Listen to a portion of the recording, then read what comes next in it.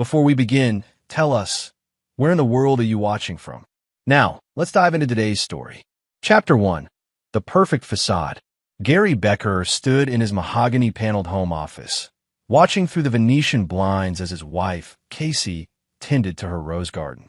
22 years of marriage, and she still looked beautiful in the morning light. Her auburn hair caught the sun as she bent over the flower beds, the same hair he'd run his fingers through on their wedding night. But Gary wasn't admiring his wife anymore. He was studying his target. 3 months ago, Gary had returned early from a business trip to find Casey's car gone and Hannah, their 16-year-old daughter, at her friend's house. The house felt different, charged with an energy that didn't belong. In their bedroom, he'd found a single cufflink under the bed, sterling silver with initials, DW. Gary Becker hadn't survived 15 years in military intelligence by ignoring details. That cufflink led him down a rabbit hole that shattered everything he thought he knew about his life. Drew Whalen, 34 years old, Casey's personal trainer turned lover. The affair had been going on for 8 months. Gary had documentation now, photos, hotel receipts, text messages recovered from deleted files. Casey thought she was clever, but Gary had taught interrogation techniques to CIA operatives. A cheating housewife was child's play. The irony wasn't lost on him. While Gary had spent decades serving his country, neutralizing threats to national security, the real enemy had been sleeping beside him every night. "Dad!" Hannah's voice broke his concentration. She stood in the doorway, backpack slung over her shoulder, keys in hand. "I'm going to Drew's gym. Mom said she might stop by after her garden work." Gary turned from the window, his expression carefully neutral. Hannah had inherited Casey's beauty, but his keen intelligence. She was a student with dreams of studying international relations, following in her father's footsteps. The thought of what he was about to do, what it would mean for Hannah, created a brief moment of hesitation. But Gary Becker had learned long ago that hesitation was weakness, and weakness got people killed. "Have fun, sweetheart," he said, kissing her forehead. "Tell your mother I'll be working late tonight." After Hannah left, Gary walked to his safe and retrieved a manila folder thick with evidence. But this wasn't about exposing their affair to friends and family. Public humiliation was for amateurs. Gary's revenge would be surgical, devastating, and permanent. He opened his laptop and began typing an encrypted message to Simon Salazar, a former colleague who now worked in private security. Simon owed Gary his life from a mission in Afghanistan, and Gary was about to collect on that debt. The message was simple: need a favor. Remember that discussion about untraceable evidence planting? It's time. Casey's laughter drifted through the window as she spoke on her phone. Gary recognized the tone, the same breathy whisper she'd once used with him. Now it was Drew on the other end, making plans for their afternoon rendezvous. Gary closed the laptop and walked to his bedroom closet. Behind his dress shirts, concealed in a false back, was his old service weapon and several items from his intelligence days. Things that officially didn't exist. He'd spent 3 months planning. Now it was time to execute. Chapter 2. Threads of Deception. Drew Whalen flexed in front of the gym's mirror, admiring the physique that had attracted Casey Becker 8 months ago. At 34, he was in the best shape of his life, and wealthy women like Casey were easy prey. She wasn't the first married client he'd seduced, and she wouldn't be the last. "Looking good, boss," said Alfredo Horton, Drew's business partner and co-owner of Elite Fitness. Alfredo was the brains behind their operation. Not just the gym, but their side business of blackmailing wealthy clients with compromising photos and videos. "Casey's coming by this afternoon," Drew said, adjusting his tank top. "Got the cameras ready?" Alfredo nodded toward the seemingly innocent security system. "Already rolling. Her husband's got serious money. Military contractor, right? This could be our biggest score yet." Drew had researched Gary Becker thoroughly. The man was worth over $2 million, with government contracts stretching back decades. Casey had no idea Drew's interest in her went beyond her body, though that was certainly part of the appeal. What Drew didn't know was that Gary Becker had been watching them both for months. At that moment, Simon Salazar sat in a van across the street, monitoring their conversation through sophisticated listening devices. Gary's former colleague was a master of electronic surveillance, and Elite Fitness's security system had been compromised weeks ago. Target confirmed. Simon spoke into his comm device. They're planning to record the wife for blackmail purposes. Gary's voice crackled back through the encrypted channel. Perfect. That gives us motive and opportunity. Proceed with Phase 2. Simon reached for a small device, a signal jammer that would create a brief window of vulnerability in the gym systems, long enough to plant the evidence Gary had prepared. Meanwhile, across town, Casey Becker finished her gardening and checked her reflection in the hall mirror. She'd lost 15 pounds since starting her sessions with Drew, but the real transformation was internal. For the first time in years, she felt alive. Gary had become distant, cold, buried in his work. He treated their marriage like another military operation, efficient, organized, emotionless. Drew made her feel desired, spontaneous, dangerous. She didn't know that Gary had been distant by design, slowly withdrawing his affection to push her toward the affair he'd already discovered. Every cold shoulder, every late night at the office, every time he claimed to be too tired for intimacy, it had all been calculated to drive her into Drew's arms more completely. Casey grabbed her gym bag and headed for the door, not noticing the small GPS tracker Gary had placed in her car or the nearly invisible cameras he'd installed throughout their home. At Elite Fitness, Simon had completed his work. Hidden in Drew's office locker were several items that would soon become crucial evidence. A bag of high-grade cocaine, detailed plans for a robbery targeting Gary's government contracts, and photos of other clients in compromising positions. But the masterstroke was the hard drive concealed behind a false panel in Drew's desk. It contained fabricated but convincing evidence of a larger conspiracy: drug distribution networks, money laundering schemes, and communications with known criminals. Gary had spent months creating this false digital history, using techniques he'd learned from creating cover identities for deep cover operatives. Drew and Alfredo would soon discover that their blackmail scheme was the least of their problems. As Casey pulled into the gym parking lot, she felt the familiar thrill of anticipation. She had no idea she was walking into a trap that had been months in the making, or that her husband was already 10 steps ahead of every move she thought was secret. Gary sat in his office, watching the tracking signals on his computer screen. Casey's car at the gym, Simon's van in position, everything proceeding according to plan. He picked up his phone and dialed a number he hadn't used in 5 years. "Kirk Rhodes," answered a gruff voice. "Kirk, it's Gary Becker. I need a favor." Kirk Rhodes was a federal agent who specialized in drug trafficking cases. Gary had provided intelligence that helped Kirk break a major cartel operation in 2018. Another debt to be collected. "Gary, good to hear from you. What do you need?" "I have intelligence on a drug operation with ties to blackmail and extortion. Elite Fitness on Maple Street. I think you'll find it very interesting." Gary hung up and checked his watch. Phase 2 was in motion. Soon, Drew and Casey would discover that their afternoon of passion was about to become the beginning of their nightmare. But first, Gary had one more call to make. To his daughter. Chapter 3. The Tightening Noose. Hannah Becker sat in her car outside Elite Fitness, staring at her phone. Her father's text message was cryptic. "Emergency at home. Come back immediately. Don't go inside the gym. Trust me." She'd been about to walk in when the message arrived. Through the large windows, she could see her mother and Drew in what appeared to be an intimate conversation near the juice bar. Hannah had suspected something was going on. The late nights, her mother's new wardrobe, the constant text messages. But seeing it confirmed still felt like a punch to the gut. Her phone buzzed again.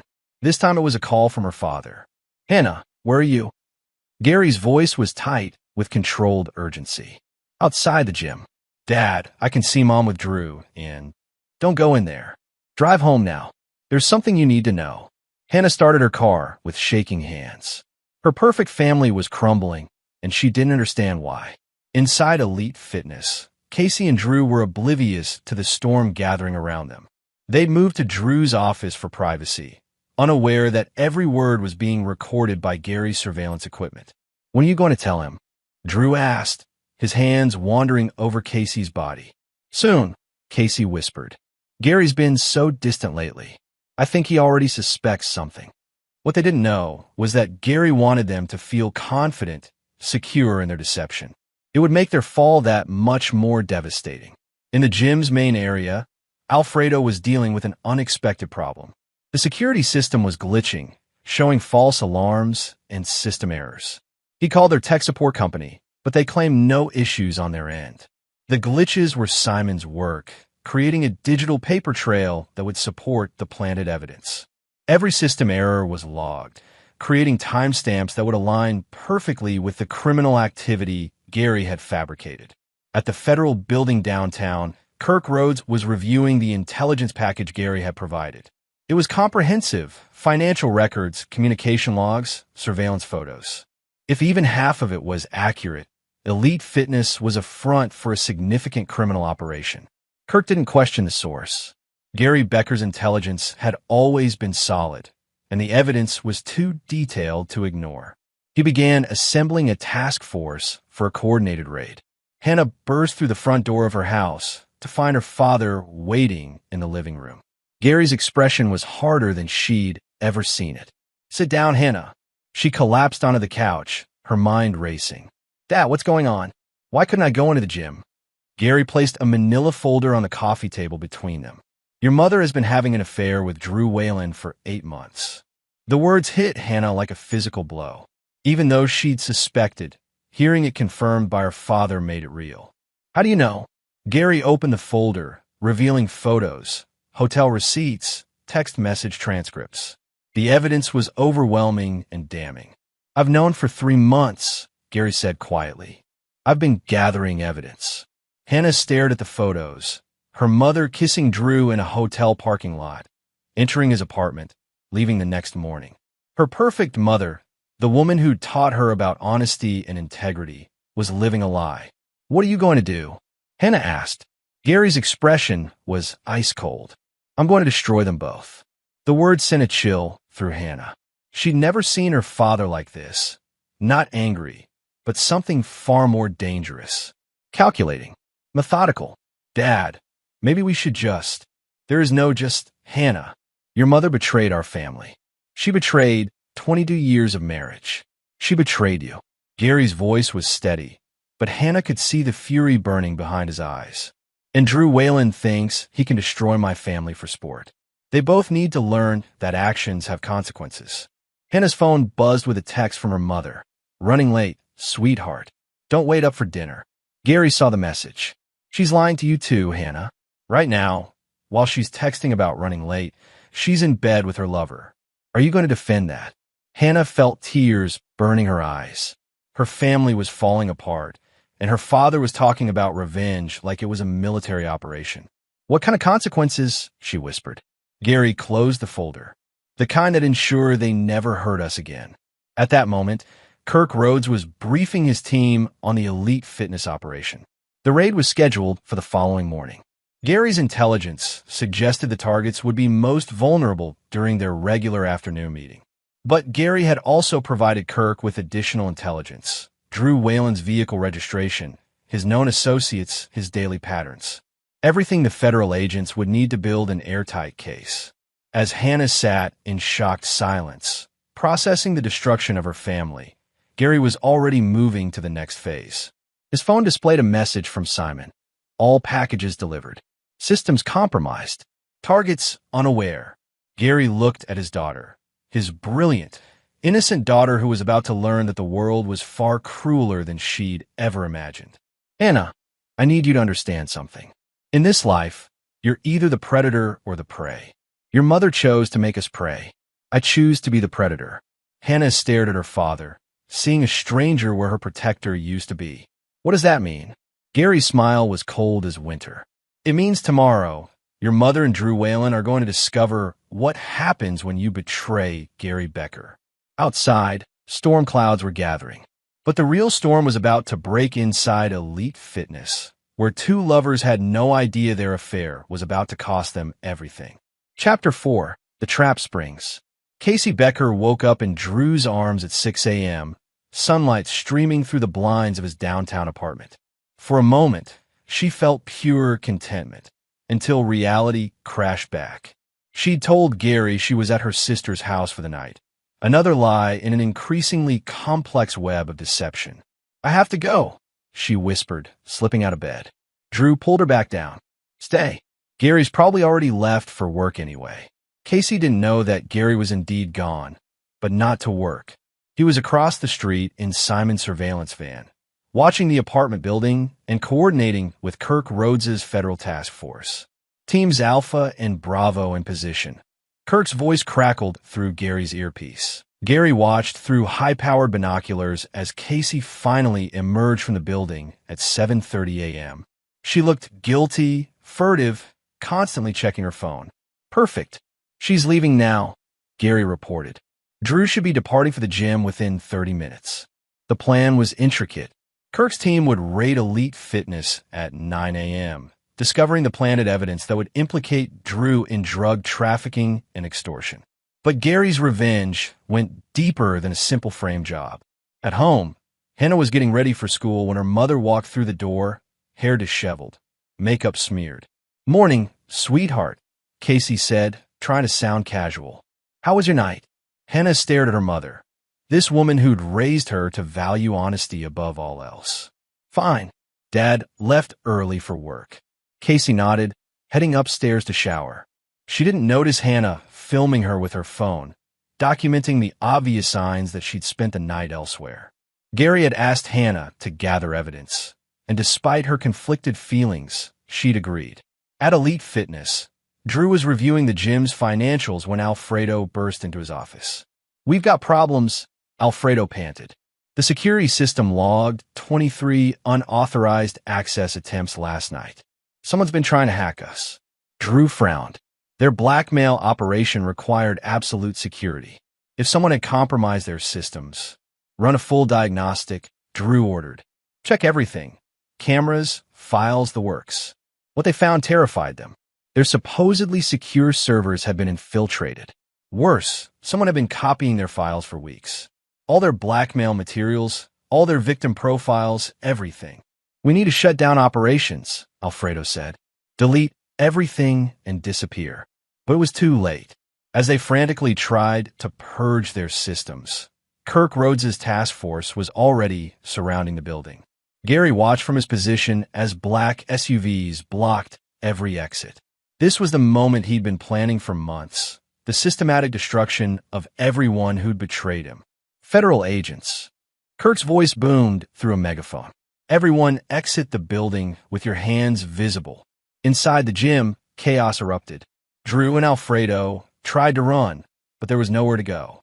Within minutes, they were both in handcuffs as federal agents swarmed the building. Kirk Rhodes personally searched Drew's office, following Gary's detailed intelligence. The hidden cocaine was found exactly where Simon had planted it. The fabricated robbery plans were discovered in Drew's desk. The hard drive containing months of falsified criminal communications was recovered from behind the false panel. "Drew Whalen, you're under arrest for drug trafficking, racketeering, and conspiracy to commit robbery," Kirk announced. Drew's face went white. "This is insane. I don't know what any of this is." But his protests fell on deaf ears. The evidence was overwhelming and convincing. Gary had spent months crafting a perfect frame, using techniques learned from decades of intelligence work. From the surveillance van, Gary called Hannah. "Turn on the news." Hannah was in her first period chemistry class when she saw the breaking news alert on her phone. Local gym owners arrested in major drug bust. Her stomach dropped as she saw Drew's face on the screen, being led away in handcuffs. The reporter was describing a complex criminal operation involving drug trafficking and blackmail. Gary's voice was calm when she called him. "Phase 1 complete." "Dad, this is insane." "You framed them." "I exposed them," Gary corrected. Drew Whalen was running a blackmail operation, using the gym as a front. He was recording clients in compromising positions and extorting money from them. The drugs were just a bonus. Hannah felt sick. What about the robbery plans? The other charges? Fabricated, but believable. By the time their lawyers sort through the real evidence and the planted evidence, they'll be in prison for years. "This is wrong, Dad." Gary's voice turned cold. "What's wrong is your mother destroying our family for a criminal. What's wrong is being betrayed by the people you trust most." At the federal building, Casey arrived in a panic after seeing the news. She'd been trying to call Drew all morning, getting only voicemail. "I need to see Drew Whalen," she told the desk sergeant. "I'm a friend." The sergeant looked at her with suspicion. "He's been arrested on federal charges. No visitors allowed." Casey felt her world collapsing. The man she'd been planning to leave her husband for was allegedly running a criminal empire. How had she been so blind? But Gary wasn't finished. As Casey sat in her car outside the federal building, crying and confused, her phone rang. "Mrs. Becker?" The voice was official, authoritative. "This is Agent Martha Guzman with the FBI. We need to speak with you immediately." Gary had provided Kirk's team with Casey's information, suggesting she might be involved in Drew's operation. After all, she was his most frequent client, and their relationship clearly went beyond fitness training. "I don't understand," Casey stammered. "Ma'am, we have evidence suggesting you may have knowledge of Mr. Whalen's criminal activities. We need you to come in for questioning." Casey's hand shook as she drove to the FBI field office. Her affair was about to become public knowledge, her reputation destroyed, her marriage over. But she still didn't realize this was all Gary's orchestration. At home, Gary was preparing for Casey's return. He'd moved all her belongings to the guest room and changed the locks on their bedroom. Her credit cards were canceled, her access to their joint accounts suspended. But the cruelest touch was the letter he'd left on her pillow. Divorce papers, already filed, along with a detailed accounting of her affair and a custody petition that would paint her as an unfit mother. Gary Becker had spent 15 years eliminating threats to national security. Now he was eliminating threats to his family with the same methodical precision.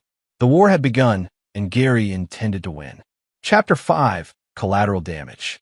Agent Martha Guzman led Casey into a sterile interrogation room at the FBI field office.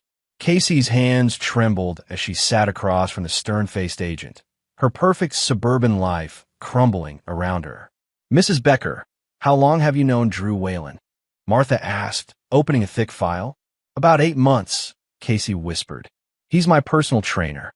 Martha slid several photographs across the table. Casey entering Drew's apartment, leaving hotels together, kissing in parking lots. Casey's face went ashen as she realized the extent of the surveillance. "Just a personal trainer?" Martha's voice was skeptical. Casey broke down completely. "We were having an affair, but I swear I didn't know about any criminal activity." What Casey didn't know was that Martha Guzman was another piece in Gary's elaborate chess game. Martha and Gary had worked together on several classified operations, and she owed him favors that could never be officially acknowledged. "Mrs. Becker, your husband contacted us 3 months ago with concerns about unusual activity at Elite Fitness," Martha said, delivering the lie with practiced sincerity. "He was worried you might be in danger." The statement was masterfully crafted. It made Gary appear concerned and protective while simultaneously revealing Casey's affair to federal authorities. It also established a timeline that made Gary seem like the wrong party trying to protect his family. Gary knew. Casey's voice was barely audible. "He's been very cooperative with our investigation," Martha continued. "He provided us with financial records showing unusual deposits in your personal account. Deposits that coincide with your visits to Elite Fitness." This was another fabrication. Simon had hacked Casey's bank records and created false transaction histories that made it appear she'd been receiving payments from Drew's operation. To investigators, it would look like she was being compensated for her involvement in his crimes. Casey stared at the fabricated bank statements, her world spinning out of control. "I never received any money from Drew. This is impossible. Mrs. Becker, we have evidence suggesting you may have been used as a courier for Mr. Whalen's drug distribution network. Your frequent visits to his apartment, the cash deposits, your access to upscale social circles. It all fits the pattern." Casey realized she was being framed. But by whom? Drew for his crimes? The FBI for a case they couldn't prove? She had no idea her own husband was orchestrating her destruction. Meanwhile, at Hannah's high school, News of the elite fitness bust was spreading rapidly. Several students had parents who were clients at the gym, and rumors were flying about the blackmail operation. Hannah sat alone at lunch, staring at her phone. Her father had sent her a link to a news article about the investigation. Buried in the fourth paragraph was a mention of several individuals being questioned in connection with the case, including family members of clients. Her mother was being investigated as a potential criminal. Hannah's phone buzzed with a text from her father. "Come home after school. We need to talk." When Hannah arrived home, she found Gary in his office with a man she didn't recognize, a tall, well-dressed attorney with cold eyes. "Hannah, this is Charles Ramsey, our family attorney," Gary said. "He needs to ask you some questions." Charles opened a legal pad and studied Hannah with calculating precision. "Hannah, I need you to understand that your mother is facing serious federal charges. She may go to prison for a very long time." Hannah felt the world tilt beneath her. Prison. The FBI believes she was involved in Drew Whalen's criminal enterprise, Charles continued. They have evidence of cash payments, frequent contact, knowledge of his activities. The situation is very serious. Gary watched his daughter's face carefully, noting every expression, every tear. He needed Hannah completely on his side for the next phase of his plan. "But there's a way to help her," Charles said. "If you can provide testimony about your mother's recent behavior, her absences, her lies, any suspicious activity, it might help establish that she was a victim of manipulation rather than a willing participant." Hannah looked between her father and the attorney, sensing something wrong, but unable to identify what it was. "You want me to testify against Mom?" "We want you to tell the truth," Gary said quietly. "About the lies, the secret phone calls, the nights she didn't come home. The truth might be the only thing that saves her from a lengthy prison sentence." Hannah felt trapped. Her mother had lied to her, betrayed their family, but testifying against her felt like another betrayal entirely. Back at the FBI field office, Casey was being processed for release, pending further investigation. Her affair was now a matter of federal record, her reputation destroyed, her life in ruins. But Gary's revenge was far from complete. As Casey drove home, her phone rang constantly. Reporters, neighbors, friends who'd seen the news. She ignored them all, focused only on getting home to confront Gary and try to salvage something from the wreckage. She pulled into her driveway to find the locks changed and her belongings piled on the front porch. A process server was waiting with divorce papers and a restraining order that barred her from entering the house. "Casey Becker," the server asked. "You've been served." Casey stared at the legal documents through tears. Gary was divorcing her, seeking full custody of Hannah, and freezing all their assets pending the outcome of the federal investigation. She called Gary's phone, but it went straight to voicemail. His message was cold and formal. "You've made your choices, Casey. Now live with the consequences." Casey sat in her car outside the home she'd lived in for 22 years, watching her teenage daughter's silhouette in her bedroom window. Everything she'd built, everything she'd cherished was gone. But she still didn't realize that Gary had orchestrated every moment of her downfall, that her husband had become her most dangerous enemy. Inside the house, Gary was already planning phase 3. Casey and Drew were neutralized, but Gary's revenge required total victory. He needed to ensure they could never threaten his family again. He opened his laptop and began researching federal prison systems, looking for facilities where Drew and Casey would serve their sentences. Gary had contacts in the prison system, former military colleagues who transitioned to corrections work. If Casey and Drew thought their arrests were the end of their punishment, they were gravely mistaken. Gary Becker's revenge was just beginning. Chapter 6: The Point of No Return. Drew Whalen sat in his federal holding cell, staring at the concrete walls and trying to understand how his life had imploded in a single day.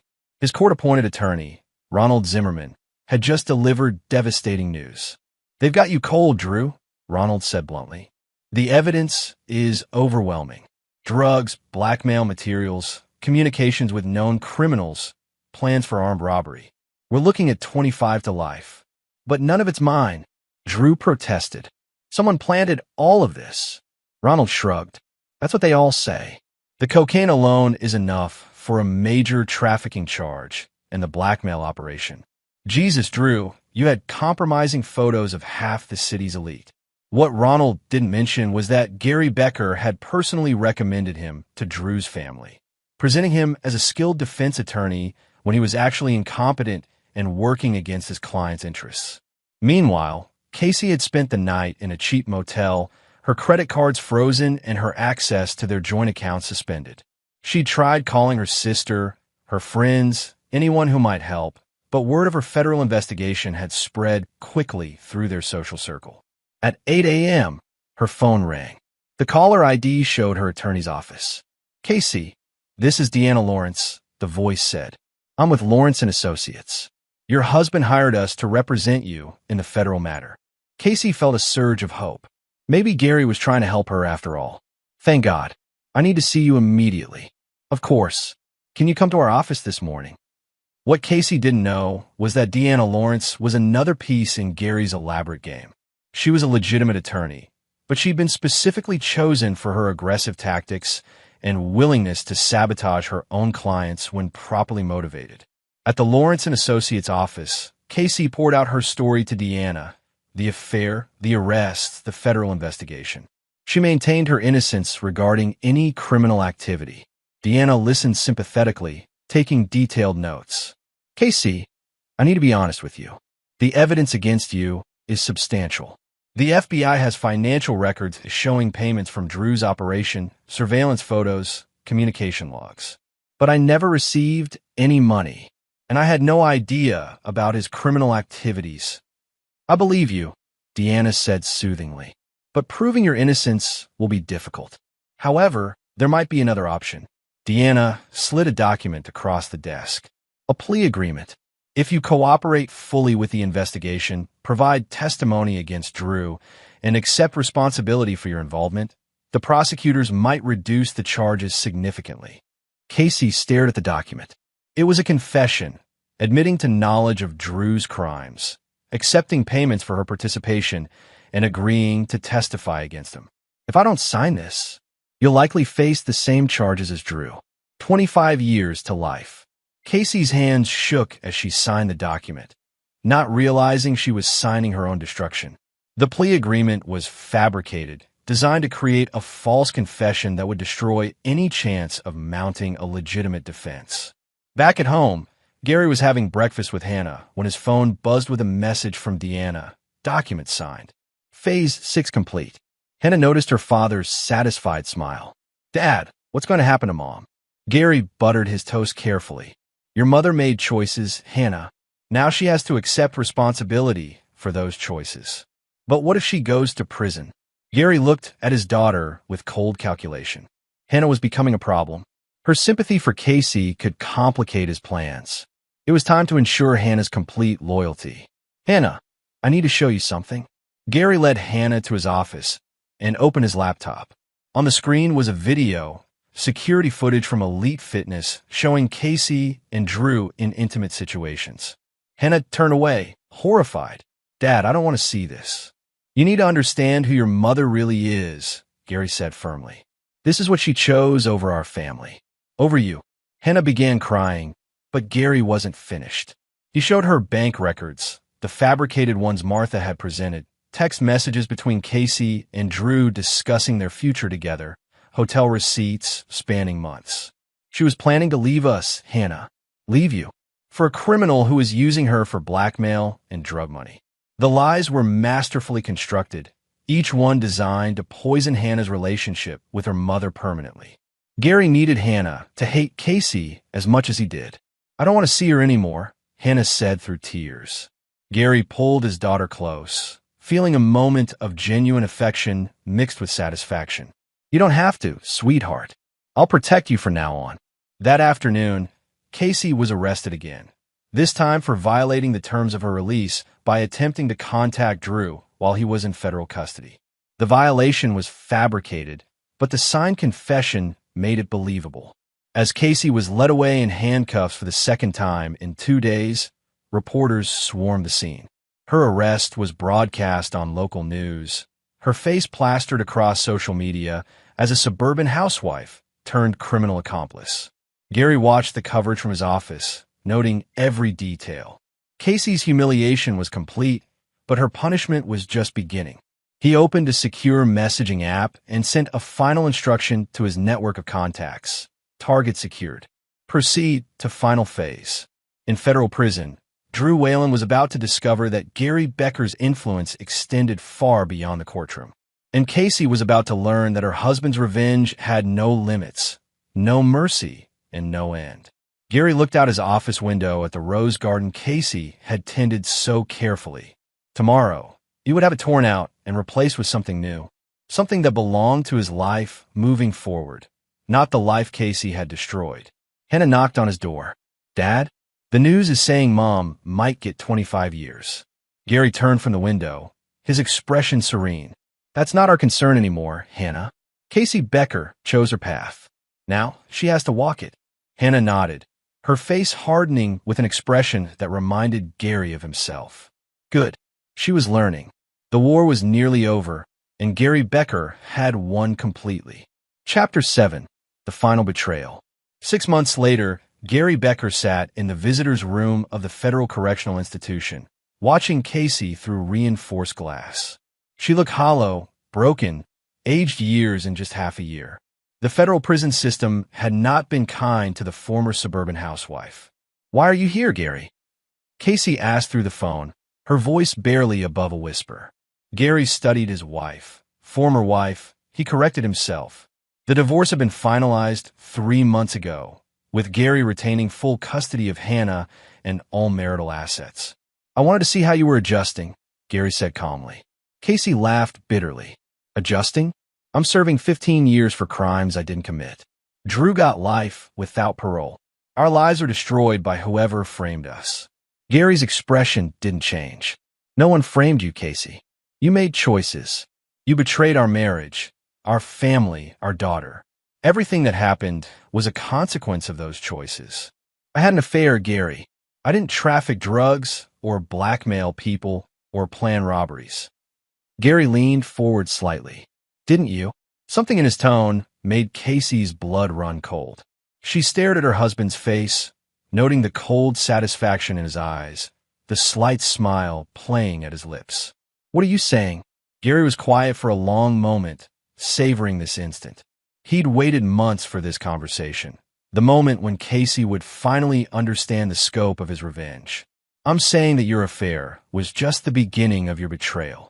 Everything else, the drugs, the blackmail, the robbery plans, that was all real, Casey. You just didn't know about it." Casey's hands began shaking. "You're lying. Drew really was running a blackmail operation. He really was planning to rob my government contracts. The drugs were his side business." Gary's voice was matter-of-fact, conversational. "I just enhanced the evidence, made sure the authorities found everything." The truth crashed over Casey like a physical blow. "You framed us." "I exposed the truth and added some creative details," Gary corrected. "Drew was using you, Casey. He was recording your sessions, planning to blackmail me through you. You were never his lover. You were his mark." Gary reached into his jacket and pulled out a tablet, showing Casey surveillance footage from Elite Fitness. She watched in horror as Drew and Alfredo discussed their plan to seduce her, record her, and extract money from Gary. "This is from 3 months before your affair began," Gary said. "He targeted you specifically because of my wealth and security clearance. Every moment you thought was love was actually him executing a con."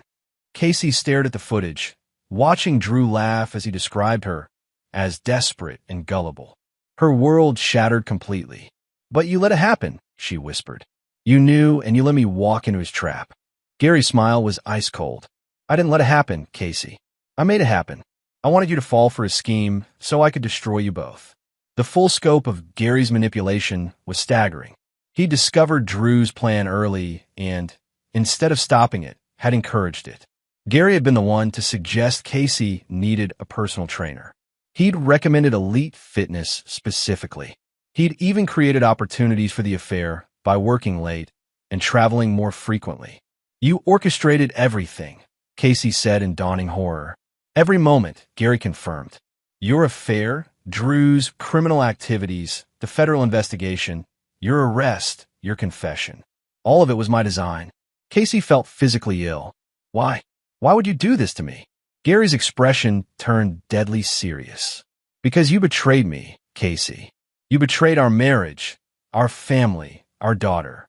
And I don't forgive betrayal. I was lonely. You've been distant for months. I made a mistake, but I didn't deserve this. You made a choice, Gary said firmly. You chose to destroy our family. I chose to destroy you first. Casey began crying, but Gary wasn't finished. He had one more revelation that would complete her psychological destruction. Hannah knows, he said quietly. Casey looked up, tears streaming down her face. Knows what? Everything.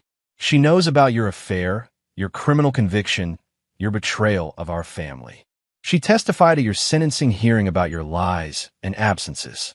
She asked the judge to give you the maximum sentence. The words hit Casey like bullets. No, Hannah wouldn't.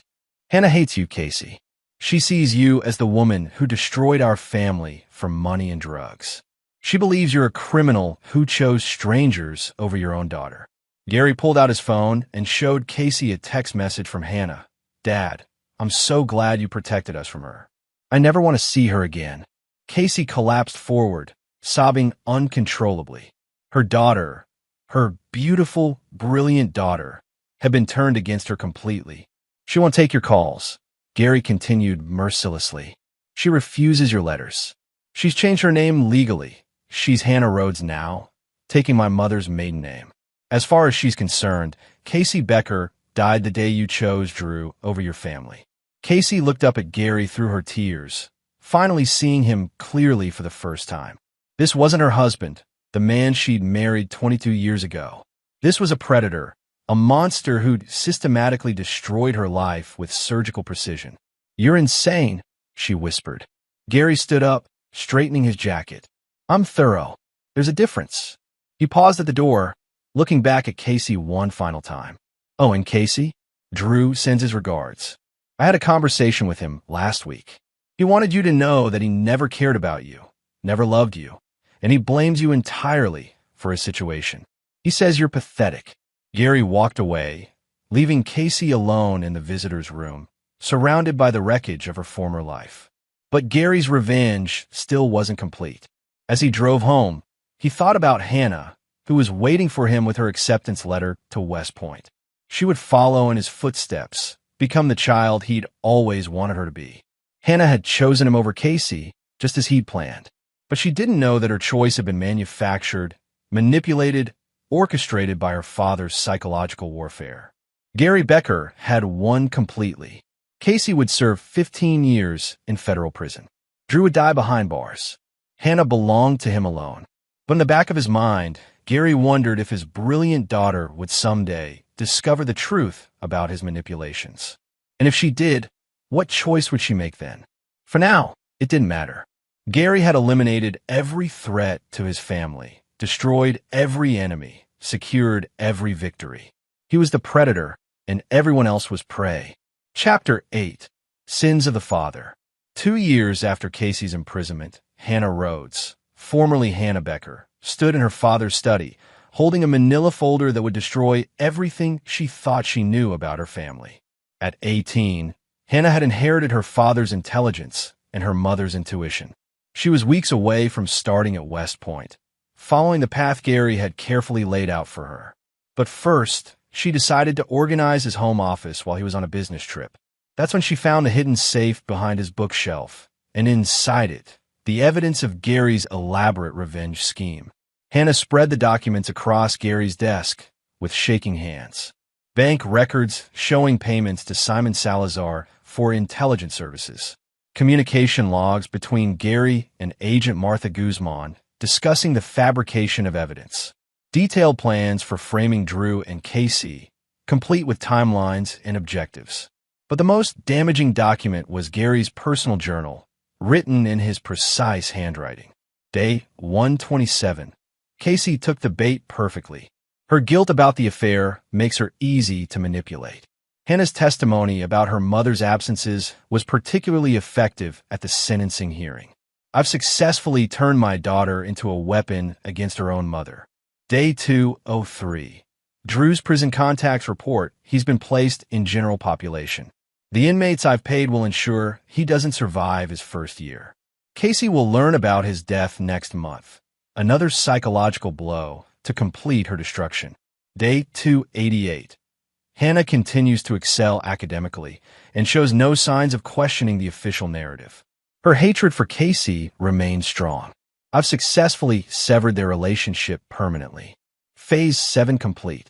Hannah read entry after entry detailing Gary's methodical destruction of her mother's life. The planted evidence, the fabricated charges, the manipulation of federal agents, the corruption of attorneys, all of it meticulously planned and executed. But the entry that broke her heart completely was dated 6 months ago. Hannah asked about visiting Casey for the first time since the trial. I showed her fabricated letters supposedly from Casey, blaming Hannah for testifying and calling her a traitor to the family. Hannah cried for hours and swore never to contact her mother again. It was almost too easy. My daughter's love for her mother is now permanently converted to hatred. The transformation is complete. Hannah remembered that day. She'd been feeling guilty about her mother, wondering if she'd been too harsh in her testimony. The letters had destroyed any sympathy she'd felt, convincing her that Casey was a narcissist who blamed everyone but herself for her crimes. But the letters were fake. Her father had written them himself. Hannah's phone buzzed with a text from Gary. Flight delayed. Home, tomorrow evening. Order dinner for 2. We'll celebrate your West Point departure. Hannah stared at the message, seeing her father's words with new understanding. He wasn't celebrating her achievement. He was celebrating his victory over Casey and his successful manipulation of his own daughter. She picked up her phone and dialed a number she hadn't called in 2 years. Federal Correctional Institution. How may I help you? I'd like to schedule a visit with an inmate. Casey Becker. The drive to the federal prison took 3 hours, giving Hannah time to process the magnitude of her father's deception. She'd testified against her own mother based on lies. She'd turned her back on the woman who'd raised her, loved her, protected her. And she'd done it all because she trusted her father completely. Casey looked terrible when she entered the visitor's room. Prison had aged her dramatically, but it was the broken look in her eyes that devastated Hannah. This wasn't the vibrant, loving mother she remembered. This was a shell of a woman destroyed by betrayal and loss. Hannah. Casey's voice was uncertain, hopeful, heartbroken. Hannah sat across from her mother, seeing her clearly for the first time in years. Mom, I need to ask you something, and I need you to tell me the truth. Casey nodded, tears already forming in her eyes. Did you ever blame me for testifying against you? Did you ever call me a traitor or say you hated me? Casey's face crumpled. Never. Never, Hannah. I wrote you letters every week for 2 years, telling you I loved you, begging you to visit, asking for your forgiveness. You never responded. I never got any letters from you, Hannah whispered. I sent them to the house, to your school, to your friends' houses. Dozens of them. Hannah pulled out the fabricated letters Gary had shown her, the ones supposedly from Casey, filled with blame and hatred. Did you write these? Casey read them with growing horror. I never wrote these. Hannah, I would never say these things to you. I love you more than my own life. Hannah began crying as the full scope of her father's manipulation became clear. He'd intercepted Casey's real letters and replaced them with fake ones designed to destroy their relationship. Mom, I have something to tell you about Dad, about what really happened. For the next hour, Hannah laid out everything she'd discovered in Gary's study. Casey listened in stunned silence as her daughter described the elaborate frame job, the corrupted federal agents, the planted evidence, the psychological manipulation. He destroyed us both, Hannah said, and he made me help him do it. Casey reached across the table, taking her daughter's hand through the security barrier. Hannah, you were 17 years old. You trusted your father. This isn't your fault. I testified against you. I told the judge you were a terrible mother. I said you chose drugs and criminals over your family. You believe what you were told by someone you trusted, Casey said firmly. Gary spent months poisoning you against me. You were a victim too. Hannah squeezed her mother's hand. I'm going to fix this. I'm going to expose what he did. Casey's expression grew worried. Hannah, Your father is dangerous. If he discovers you know the truth, he already destroyed our family. What else can he do? Casey looked at her brilliant, brave daughter and felt both pride and terror. Hannah, promise me something. Whatever you decide to do, be careful. Your father has killed people. He won't hesitate to hurt you if you threaten his carefully constructed world. Hannah drove home in silence, her mind racing with plans. She had evidence of Gary's crimes, but she needed help from someone with authority and influence. Someone her father couldn't manipulate or corrupt. Back in Gary's study, she made copies of everything in the safe. Then she opened her laptop and began researching federal whistleblower protections, corruption investigations, and appeals processes for wrongful convictions. Gary Becker had taught his daughter to be methodical, thorough, and ruthless in pursuing objectives. Now Hannah would use those lessons against him. Her phone buzzed with another text from Gary. Can't wait to see you tomorrow, sweetheart. So proud of the woman you become. Hannah stared at the message, feeling a cold rage building inside her. The same calculating fury she'd inherited from her father. Gary had made one crucial mistake in his elaborate revenge scheme. He'd assumed Hannah would remain his loyal daughter forever, never questioning his version of events. But Hannah was 18 now, legally an adult, and she'd inherited her father's intelligence along with her mother's moral compass. The war Gary thought he'd won was about to begin again. And this time, he would discover what it felt like to be hunted by someone who knew all his tactics. Hannah began typing an encrypted email to the FBI's Internal Affairs Division, attaching copies of all the evidence she'd found. The subject line read, Evidence of federal agent corruption and conspiracy, Gary Becker investigation. Tomorrow, when Gary returned home expecting to celebrate his victory, he would instead face the consequences of underestimating his own daughter. Hannah had learned to be a predator from the best teacher in the world. Now Gary was about to become a prey. Chapter 9. The Reckoning. Gary Becker's flight touched down at Reagan National Airport at 6:47 p.m., 2 hours late due to weather delays. He'd spent the flight reviewing classified documents for a new government contract, feeling satisfied with his carefully ordered life. Casey was serving year 3 of her 15-year sentence, broken and forgotten. Drew had died 6 months ago in a prison fight, exactly as Gary had arranged. Hannah was thriving at West Point, following the path he'd designed for her.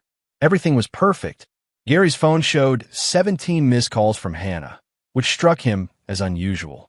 She typically texted rather than called, and never with such frequency. He dialed her number as his car's service navigated D.C. traffic. Dad! Hannah's voice was strained, urgent. Hannah, what's wrong? You called 17 times. Where are you? Are you still on the plane? Just landed. I'll be home in 40 minutes. What's going on? Hannah was quiet for a moment. Dad, there are federal agents at the house. They have a search warrant. Gary felt his blood turn to ice. What kind of agents? FBI Internal Affairs. They're looking for documents related to the elite fitness investigation. Dad, they know about Agent Guzman, about Simon Salazar, about all of it. Gary's mind raced through possibilities. Someone had exposed his operation. But who? Everyone involved owed him favors or was compromised. There shouldn't be any loose ends. Hannah, listen to me carefully. Go to your room and pack a bag. Don't talk to the agents. Don't answer any questions.